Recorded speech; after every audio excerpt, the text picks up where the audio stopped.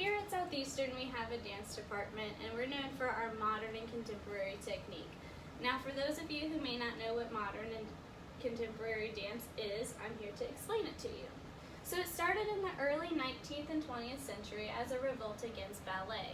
You're wondering, why would anyone want to revolt against ballet? What's so wrong with it? Well, back in those times, and today, we use these point shoes, which are made of concrete, rose petals, and glue. They're not that comfortable, and your feet blister and bleed a lot. Now, this was just one of the reasons why people were revolting against ballet.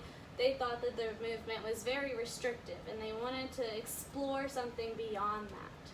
So, I'm here today to talk about 3 of the dancers who are responsible for modern dance in America.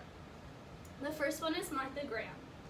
She was the leading dancer and choreographer of the modern dance movement. She trained under Ruth St. Denis. She was one of the first people who actually broke out of ballet in general. There's only 2. In 1926, Martha Graham had her debut, and it was very controversial and revolutionary for its time. We all know the Roaring Twenties were a great time. People were breaking out of all kinds of social cells.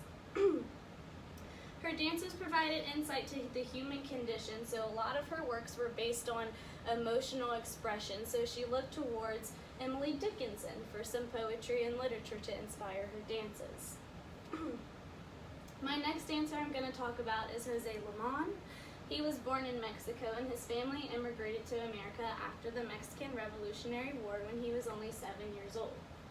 He studied all kinds of art in New York, but he dropped out because he felt like he couldn't find an art that was for him. So after seeing a dance concert with some of his friends, Jose felt like he found his belonging in dance. From the 1930s to 40s, he was on Broadway, and he choreographed his own works, which were heavily influenced by his Spanish heritage. He started his own company after serving in World War II, and it was very successful in the United States and abroad.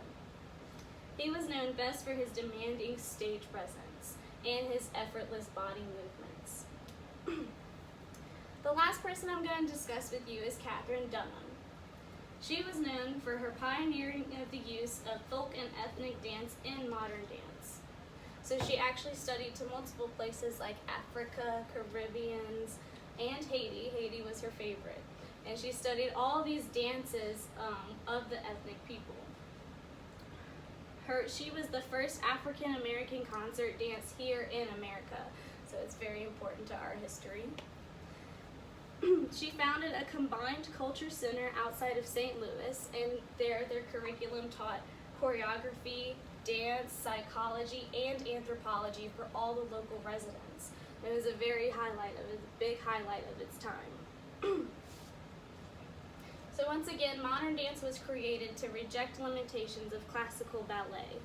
Modern dancers favor their movements based on the expressions of their inner emotions and what they're feeling. They try to bring out their body to mean something bigger and pass along messages.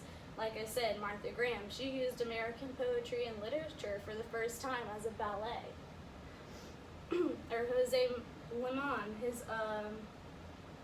his body and expression of the movements is what he was most known for.